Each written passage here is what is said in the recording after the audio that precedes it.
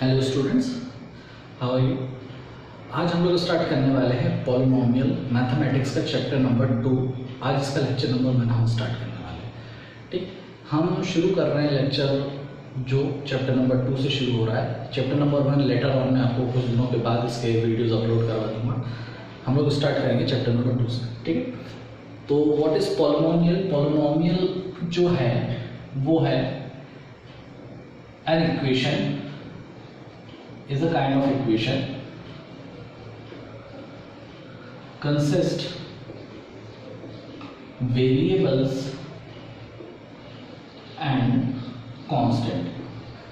एक ऐसी इक्वेशन जो अपने अंदर वेरिएबल और कांस्टेंट रखे, इस तरीके की इक्वेशंस को हम कहते हैं पॉलिनोमियल। ठीक है, आप सबको बहुत अच्छे से पता होगा वेरिएबल किसे कहते हैं, जिसकी वैल्यू वेराई करे, वेराइज, जिसकी वैल्यू जो है वो फिक्स ना, जिसकी वैल्यू बदलती रहे, फिक्स ना, नॉट फिक्स्ड। फॉर एग्जांपल जैसे मैंने कहा 2x, इस 2x की वैल्यू इस x पे डिपेंड करती है। जब तक मैं इस x की वैल्यू आपको ना बता दूं, आपको इस 2x की वैल्यू नहीं पता चलेगी। That means 2x is variable. और अगर मैं कांस्टेंट की बात करूं तो जिसकी वैल्यू कांस्टेंट हो, जिसकी वैल्यू फिक्स्ड हो, है ना, जिसकी वैल्यू फिक्स्ड हो, जैसे फॉर एग्जांपल 5, फॉर एग्जांपल 6। ठीक, यहाँ पे अगर मैं वेरिएबल का और एग्जांपल लूँ तो 3y।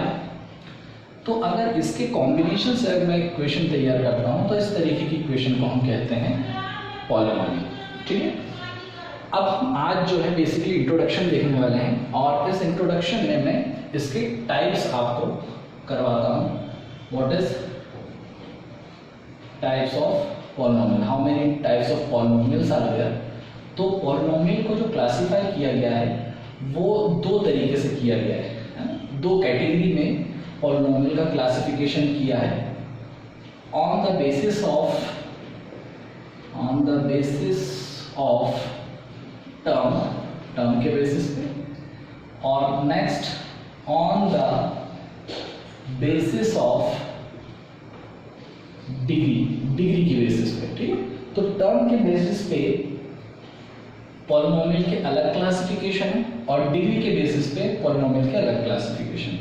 अगर टर्म के हिसाब से मैं देखूं तो अगर किसी का टर्म 1 होता है तो हम उसे कहते हैं मोनोमियल।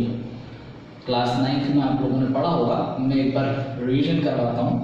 टर्म अगर 1 हो तो उसको कहते हैं मोनोमियल। एग्जाम्पल लेंगे यहाँ पे आप, जैसे एग्जाम्पल है 3x, तो उसमें एक ही टर्म है इसलिए इसको हम बोलेंगे मोनोमियल। अगर टर्म 2 हुए तो टर्म 2 हुए तो हम इसको कहेंगे बाइनोमियल। बाइनोमियल जैसे एग्जाम्पल ले लें हम 3x + 4, तो एक टर्म ये है और एक टर्म ये है, तो दो टर्म है इसलिए इसको हम कहेंगे बाइनोमियल। ठीक है, तीसरा अगर टर्म 3 हुए तो इसे हम कहेंगे ट्राइनोमियल, तो इसे हम कहेंगे ट्राइनोमियल। ट्राइनोमियल का अगर मैं एग्जांपल आपको दूं तो 3x + 4y + 5, एक टर्म, दो टर्म, तीन टर्म। ध्यान रखने वाली बात यह है कि जो टर्म मल्टीप्लिकेशन में होता है उसे सिंगल टर्म कैलकुलेट किया जाता है। प्लस या माइनस टर्म को सेपरेट करता है, जितने प्लस या माइनस है उससे एक ज़्यादा टर्म होता है। यहाँ प्लस माइनस कितने, एक भी नहीं है इसलिए इसका टर्म एक है। यहाँ पे एक प्लस है इसलिए दो टर्म है, यहाँ पे दो प्लस है इसलिए तीन टर्म है, 4 प्लस होंगे 5 टर्म होंगे, 6 प्लस होंगे 7 टर्म होंगे। तो जितने भी प्लस या माइनस होगा उससे एक ज़्यादा टर्म होता है, उससे एक ज़्यादा टर्म होगा। तो टर्म कैलकुलेट करना हमें आना चाहिए 1 2 3 सिंपल, प्लस या माइनस। ठीक है, तो टर्म के हिसाब से ये कैटेगरी बनी। अगर मैं डिग्री के हिसाब से आऊँ तो अगर डिग्री 1 होती है, डिग्री 1 होती है तो उसको हम लोग बोलते हैं linear equation. Linear equation important, linear equation. Linear equation degree क्या है, एग्जांपल के तौर पे 4x। तो इससे पहले इसको समझाऊं मैं आपको, चलिए मैं थोड़ा सा डिग्री के बारे में समझाता हूँ। थोड़ा सा डिग्री के बारे में समझा। फॉर एग्जाम्पल मैंने आपको कुछ इक्वेशंस लिखी हैं, 3x³ + 4x² + 3, 5x² + 2x + 4, 9x³ + 4x⁸ + 6x, 6x⁵ + 6x⁵2 + 3। ठीक है, ये कुछ पॉलिनोमियल मैंने लिखी हैं। हाँ, 1 2 3 ये ट्राइनोमियल है, 1 2 3 ये भी ट्राइनोमियल है, 1 2 3 ये भी ट्राइनोमियल है, 1 2 3 ये भी ट्राइनोमियल है। तो टर्म के हिसाब से आपने आंसर दे दिया। लेकिन अगर मैं डिग्री बताऊं तो डिग्री क्या होती है? किसी भी इक्वेशन की मैक्सिमम पावर को हम डिग्री कहते हैं। किसी भी इक्वेशन की मैक्सिमम पावर को हम कहते हैं डिग्री। ठीक है, अगर इस इक्वेशन को मैं पकड़ूं, इस इक्वेशन को मैं पकड़ूं तो इस इक्वेशन में सबसे बड़ी पावर आपको क्या दिख रही है? एक तो पावर 2 है और एक है 5, तो सबसे बड़ी पावर है 5, तो यहाँ पे डिग्री 5 होगी। तो जो इक्वेशन है, जो पॉलिनोमियल है, उसकी मैक्सिमम पावर को ही हम डिग्री कहते हैं। अब इसकी डिग्री क्या होगी आप बताइए खुद से। हाँ, yes, 8। Your answer is 8। Very good. अगर मैं इसकी डिग्री पूछूं तो यहाँ मैक्सिमम पावर क्या है? 2, तो इसकी डिग्री होगी 2। Very good. और इसकी डिग्री क्या होगी? इसमें सबसे बड़ी पावर क्या दिख रही है आपको? 2, नहीं 3, तो इसकी डिग्री होगी 3। तो वेरी गुड, हम लोग डिग्री निकालना सीख रहे हैं। तो अगर डिग्री किसी की 1 होती है तो उसको कहते हैं लीनियर इक्वेशन। जैसे ये, अगर यहाँ पे x की कुछ नहीं है तो x की क्या पावर है? 1। x की पावर 1 मतलब लीनियर इक्वेशन है ये। ठीक है, एक आध और एग्जांपल दे हम अगर आपको, 4x + 5y + 2, तो ये भी लीनियर इक्वेशन है। सर इसमें क्या फर्क है? ये लीनियर इक्वेशन तो है लेकिन ये 1 वेरिएबल है। आप यहाँ पे देखेंगे इस इक्वेशन में सिर्फ एक ही वेरिएबल यूज किया गया है, जबकि इस लीनियर इक्वेशन में 2 वेरिएबल यूज किए गए हैं। तो it is linear equation of 2 variable. और ये आपका चैप्टर होगा, चैप्टर नंबर 3rd 4th। ठीक है, 4th चैप्टर होगा लीनियर इक्वेशन, जो आपको क्लास 10th में पढ़ना है। नेक्स्ट, अगर डिग्री 2 हुई तो, अगर डिग्री 2 हुई तो इस तरीके की इक्वेशन को हम बोलते हैं क्वाड्रेटिक इक्वेशन। क्वाड्रेटिक इक्वेशन, ठीक है, क्वाड्रेटिक इक्वेशन। मैं एक बार अपने आप को करेक्ट कर लूँ कि लीनियर इक्वेशन आपका चैप्टर नंबर 3rd है, सॉरी चैप्टर नंबर 3rd है, क्वाड्रेटिक है चैप्टर नंबर 4। तो क्वाड्रेटिक इक्वेशन क्या होती है? जिसकी डिग्री 2 हो। अब इसका एग्जांपल अगर मैं आपको लिखूँ तो 3x² + 4x + 5, तो यहाँ पे डिग्री कितनी है देखेंगे तो 2, तो ये क्या है? क्वाड्रेटिक। अगर डिग्री 3 हो तो, अगर डिग्री 3 हो तो इस तरीके की इक्वेशन को हम कहेंगे क्यूबिक इक्वेशन। क्यूबिक इक्वेशन, ठीक है, इस तरीके की इक्वेशन को हम कहेंगे क्यूबिक इक्वेशन। अब मैं क्यूबिक इक्वेशन की अगर आपको एग्जांपल दूं तो क्यूबिक इक्वेशन की एग्जांपल होगी 4x³ + 5x² + 6x। कुछ भी लिख सकते हैं भाई, बस आप यहाँ पे डिग्री 3 मेंशन कर दीजिएगा। तो अगर डिग्री 3 तो क्यूबिक, डिग्री 2 तो क्वाड्रेटिक और डिग्री 1 तो लीनियर। ठीक है, तो उसको आप लोग नोट डाउन कर लें, इसको नोट डाउन कर लें, आप लोग पॉज करें और अपने नोट्स में इसको लिख लें। पॉलिनोमियल के टाइप, मोनोमियल के टर्म के हिसाब से, on the basis of term, और डिग्री के हिसाब से। तो टर्म के हिसाब से टर्म 1 मोनोमियल, टर्म 2 बाइनोमियल और टर्म 3 ट्राइनोमियल। अब किसी बच्चे के दिमाग में आया सर अगर 4 टर्म हुए तो हम उसे पॉलिनोमियल ही कहेंगे, क्योंकि हमें 3 टर्म तक के नाम दिए गए हैं, 3 टर्म के आगे हमें नाम नहीं दिए गए। डिग्री 1 लीनियर, डिग्री 2 क्वाड्रेटिक और डिग्री 3 क्यूबिक। आपको अपने क्लास 10th के लिए लीनियर और क्वाड्रेटिक बहुत अच्छे से पढ़ना है। ठीक है, आपने नोट कर लिया है, अब मैं इसको रब करने जा रहा हूँ।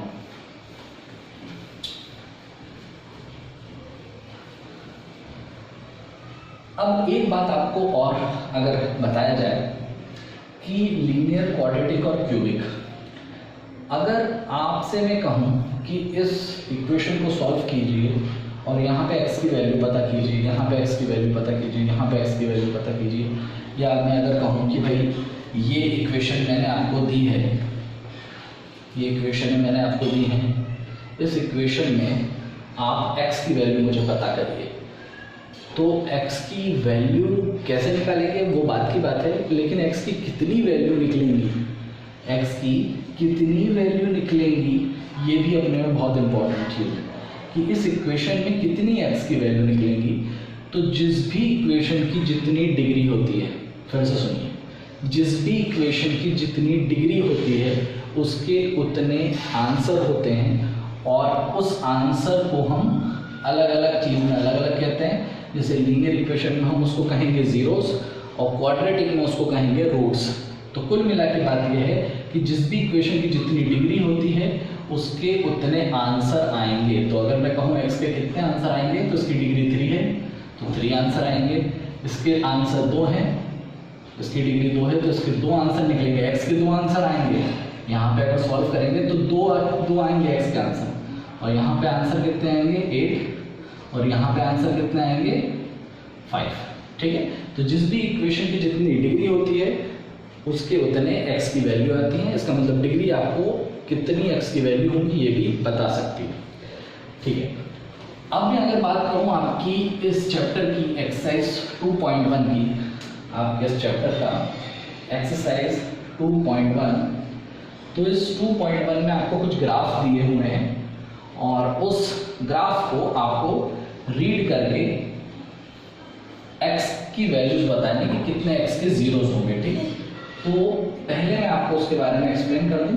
कुछ ग्राफ अपन यहाँ पे अलग से लेंगे और आप अपने बुक के भी क्वेश्चंस कर सकेंगे। चलिए, तो जैसे कि आप देख रहे हैं कि आपको क्वेश्चन में दिया हुआ है find the number of zeros for px।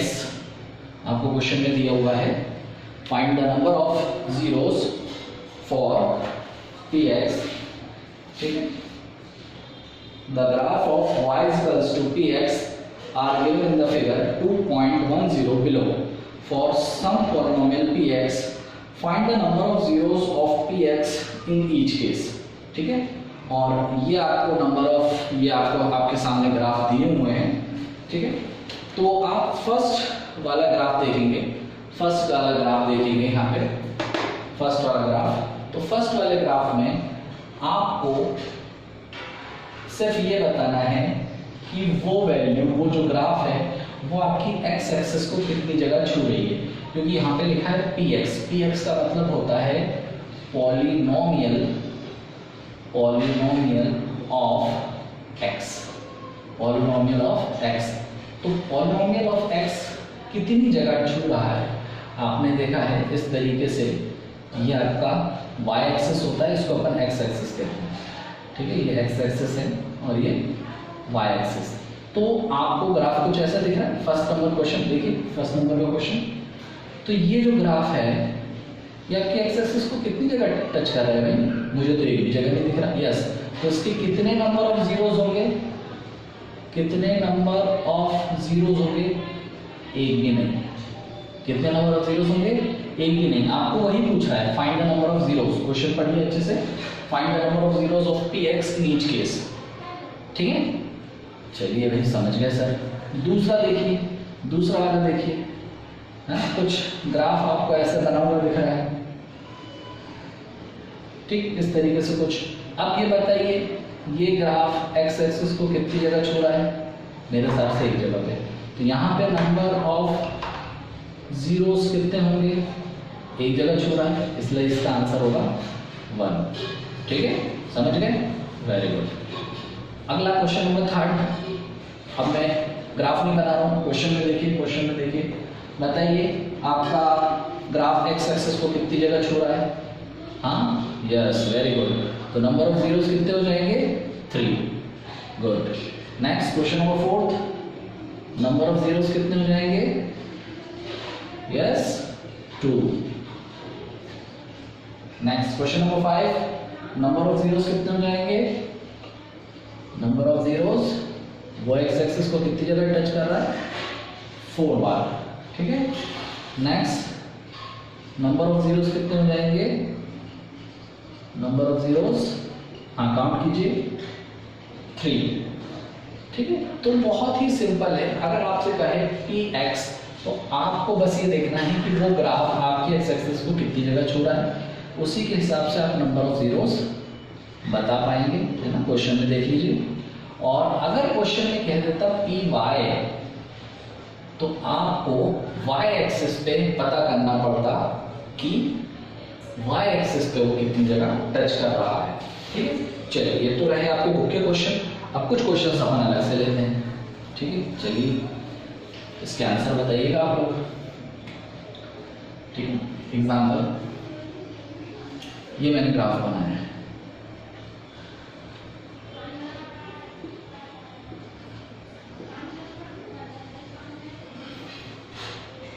ठीक है, ये ग्राफ है, अरे ग्राफ नहीं सर्कल है, लेकिन circle is also kind of graph. तो मुझे बताइए find the number of zeros, find the number of zeros.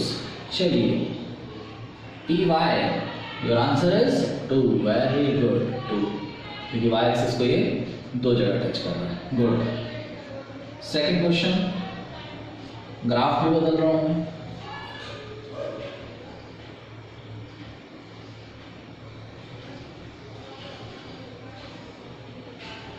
Find the number of zeros of py। Number of zeros बताइए py के लिए कितने हो जाएंगे, कितने हो जाएंगे, गुड, एक जगह पे टच है। तो आई थिंक अब आप समझ चुके हैं कि किस तरीके से हम ग्राफ से नंबर ऑफ जीरोस पता करेंगे। तो आपको इम्पोर्टेंटली ये देखना है कि वो px पूछ रहा है या py। तो अगर px पूछ रहा है तो हम x एक्सिस को देखेंगे, और अगर पी वाई पूछ रहा है तो हम वाई एक्सिस को देखेंगे। ओके, ठीक है। अब हम आते हैं अपनी एक्सरसाइज 2.2 पे। 2.2 पे एक्सरसाइज 2.2, तो आप लोग क्वेश्चंस पढ़ लें एक्सरसाइज 2.2 पे। Find the zeros of the following quadratic polynomial and verify the relation between the zeros and the coefficients। ठीक है, क्वेश्चन नंबर 1 एक्सरसाइज 2.2 आपसे कह रहा है कि नंबर ऑफ जीरोस फाइंड करें, नंबर ऑफ जीरोस फाइंड करें और रिलेशन वेरीफाई करें। 2 क्वेश्चन है कि नंबर ऑफ जीरोस पता करना है और उसके बीच में रिलेशन भी बताना है। तो फर्स्ट क्वेश्चन आपको दिया हुआ है x² minus 2x minus 8, x² minus 2x minus 8। ठीक है, एक बार मैं देख लूँ कि अच्छे से दिखाई दे रहा है, हाँ दिखाई दे रहा है। ठीक है, x² माइनस 2x माइनस 8। तो आपको इसके जीरोस निकालने के लिए करना क्या है, फैक्टराइजेशन। फैक्टराइजेशन करने का कॉन्सेप्ट क्या है, लास्ट नंबर को फर्स्ट नंबर से इंटू करते हैं। इसके सामने नंबर क्या है, कुछ नहीं है तो 1, कुछ नहीं है तो 1। 8 को 1 से इंटू करोगे क्या आएगा, 8। 8 को 1 से इंटू करेंगे क्या आएगा, 8। अब मुझे ऐसे 2 नंबर बताइए जिसको इंटू करके 8 आ जाए, जिसको प्लस या माइनस करवा के आप बीच वाला नंबर ले आओ। बीच वाला नंबर मतलब 2। फिर से सुनो, लास्ट नंबर को फर्स्ट नंबर से इंटू करा, जो आंसर आया आपको इंटू करके वही नंबर लाना है, प्लस या माइनस करके बीच वाला नंबर लाना है। इंटू करके इंटू वाला आना चाहिए। 8 कैसा है, इंटू करके है ना, लास्ट नंबर से फर्स्ट नंबर को इंटू करके आया ना 8, तो इंटू करके इंटू वाला आना चाहिए, प्लस या माइनस करके बीच वाला आना चाहिए। तो मुझे बताइए वो नंबर क्या होगा। मेरे हिसाब से वो नंबर होगा 4 और 2। 4 2 ज़ा 8, 4 2 ज़ा 8, और 4 में से 2 माइनस करूंगा तो 2 आ जाएगा। ठीक है सर, नंबर मिल गया हमें। अब यहाँ पर लिखने की ज़रूरत नहीं है, उसका मतलब ऐसे ही है 1। ठीक है, तो 2 की जगह मैं लिख रहा हूँ 4 माइनस 2, x को करा बाहर, माइनस का 8। ठीक है, x², देखो बाहर माइनस है तो अंदर साइन चेंज होगी, ये 4 माइनस का हो जाएगा x के साथ, x भी तो इंटू होगा, बाहर है देखो, माइनस माइनस प्लस का 2x। तो माइनस जब भी बाहर हो अंदर के साइन बदलना, 4 माइनस में हो जाएगा और 2 प्लस में, माइनस का 8। अब इन दोनों से हम कॉमन लेंगे। क्या कॉमन ले सकते हैं? पहले वेरिएबल ढूंढिए। एक्स स्क्वायर और एक्स में क्या कॉमन ले सकते हैं? एक्स कॉमन उसको लिया जाता है जो दोनों के पास हो। बड़ी वैल्यू को कॉमन नहीं लिया जाता, छोटी वैल्यू को। एक्स स्क्वायर के पास 2x हैं और x के पास 1 है, तो एक x दोनों से मैं ले सकता हूँ। ठीक है भाई, तो अगर मैंने कॉमन लिया एक्स स्क्वायर से x, तो यहाँ क्या बचेगा? x। ठीक है, 2x थे, 1x कॉमन ले लिया, माइनस 4x में से अगर 1x कॉमन लूंगा तो क्या बचेगा? 4। बात ध्यान रखिएगा, कॉमन लेने का मतलब माइनस करना नहीं, डिवाइड करना होता है। एक्स स्क्वायर से जब मैं x कॉमन लूंगा तो x बचेगा, और 4x से जब मैं x कॉमन लूंगा तो 4 बचेगा। बात समझ में आई? तो कॉमन लेने का मतलब होता है डिवाइड करना। ठीक है, यहाँ जो भी साइन हो वो साइन आप लिख दीजिए, प्लस हो तो प्लस, माइनस हो तो माइनस। ठीक है, अब इधर आइए, देखो यहाँ x है, यहाँ x है ही नहीं, तो चलो हम x को कॉमन ले नहीं सकते भाई, दोनों के पास होना चाहिए ना। अब ये 2 है, ये 8 है, क्या कॉमन ले लें? 2 ले लेते हैं, क्योंकि 2 के टेबल में 2 आता है, 2 के टेबल में 8 भी आता है। कॉमन लेने का मतलब वो नंबर जो दोनों के पास अवेलेबल हो। तो 2 में ले लूँगा, तो यहाँ क्या बचेगा? x है ना। देखो 2x से 2 कॉमन ले लोगे तो बचेगा x। ठीक है, माइनस 8 में से 2 कॉमन निकालोगे तो क्या बचेगा? 4। देखो 8 में से 2 कॉमन लोगे तो 4। तो अभी पहला क्वेश्चन, इसलिए मैं आपको सब कुछ बता रहा हूँ, लेकिन धीरे धीरे आपको थोड़ा स्पीड में आना पड़ेगा। x माइनस 4 ये दोनों टर्म सेम आने चाहिए, अगर नहीं आते तो आपने कहीं गड़बड़ करी है। तो x माइनस 4 में फिर से कॉमन ले लूँ और बचेगा x प्लस 2। तो ये हो गया फैक्टराइजेशन, जो आप लोगों ने क्लास 9 में भी किया था।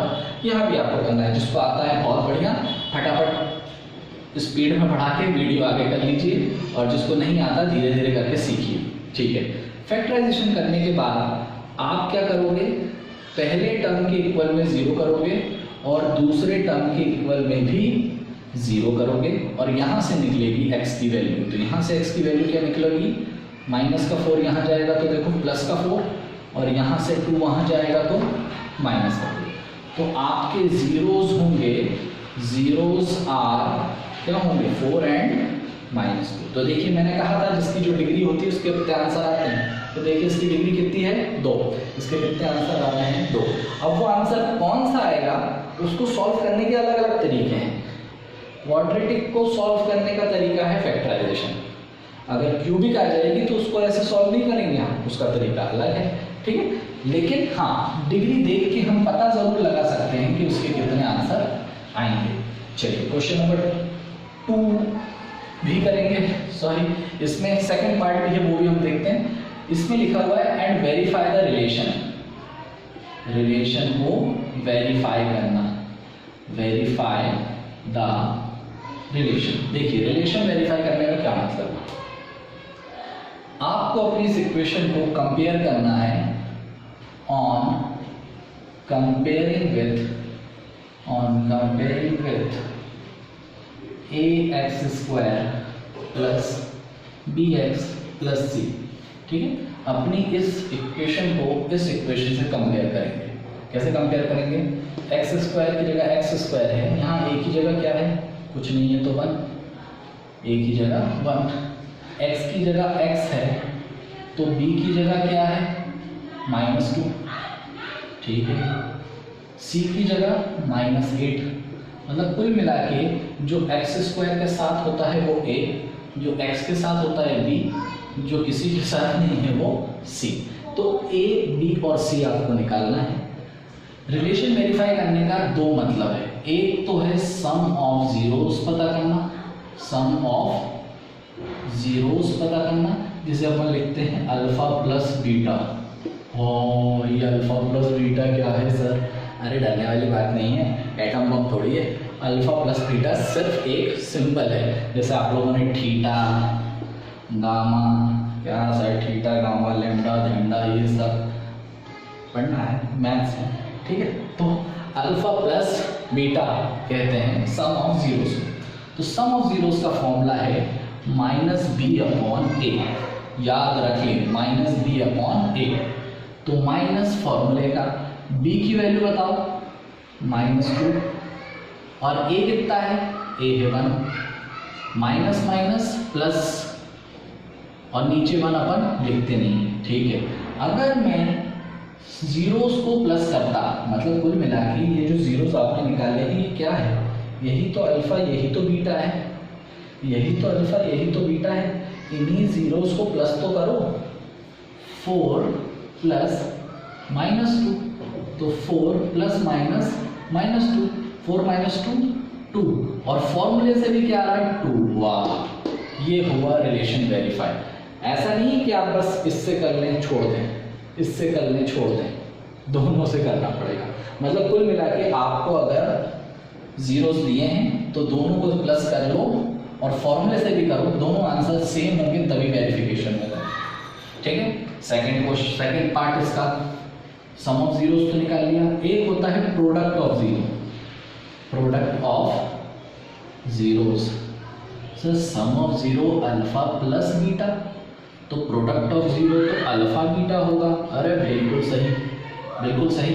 Product of zero alpha beta क्या होगा, सी अपॉन ए, क्या होगा सी अपॉन ए। फॉर्मूला कहाँ से आया, अरे याद करना है, सी अपॉन ए। सी क्या है -8, ए क्या है 1, तो -8 अपॉन 1 मतलब -8। प्रोडक्ट ऑफ जीरो, यहाँ आओ, दोनों का प्रोडक्ट करेंगे, दोनों का प्रोडक्ट करेंगे तो 4 2 8 और माइनस प्लस माइनस, देखो सेम आ गया। तो अगर आपसे कोई कहे कि फाइंड द जीरोस, इस तरीके से फैक्टराइजेशन करके दोनों टर्म के इक्वल में जीरो करके एक्स की वैल्यू निकाल लो, काम खत्म। कोई कहे रिलेशन वेरीफाई करो, तो क्या करना है, ये sum of zero minus B upon है, product of zero C upon है। फॉर्मूला याद रखना है, ऑब्जेक्टिव में भी आ जाता है, ठीक है। चलिए तो इसको नोट कीजिए, और इसके और भी क्वेश्चंस जो रहेंगे मैं आपको अगले क्लास में करवाऊंगा, लेकिन मैं चाहता नहीं हूं कि आप इसके लिए वेट करो। एक क्वेश्चन मैंने एग्जाम्पल के लिए आपको करवा दिया है, अगले क्वेश्चंस मैं आपको ज़रूर करवाऊंगा, लेकिन मैं चाहता हूं आप पहले से ही कुछ करके रखो, ठीक है। चलिए तो यहाँ तक करके रखिए आप लोग, ठीक है। और अपना पुराना जो भी है, अभी मैंने जो भी पढ़ाया है आपको उसको रिवाइज ज़रूर करते रहिएगा, okay okay. Thank you so much, all the best.